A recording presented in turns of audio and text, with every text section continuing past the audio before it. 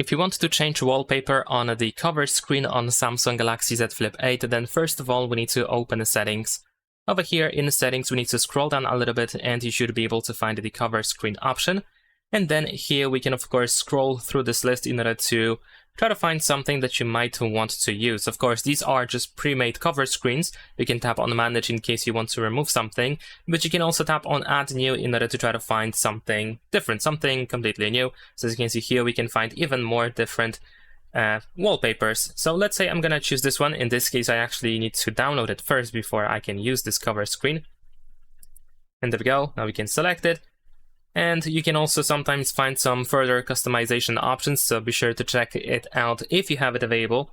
You can, for example, make some additional settings here, like for example, you can show the battery icon. So let's say I'm gonna turn it on. Let's tap on done. There we go, we have applied to the cover screen, so now we should be able to take a look at the cover screen. There we go, that's pretty much it. Leave a like and subscribe.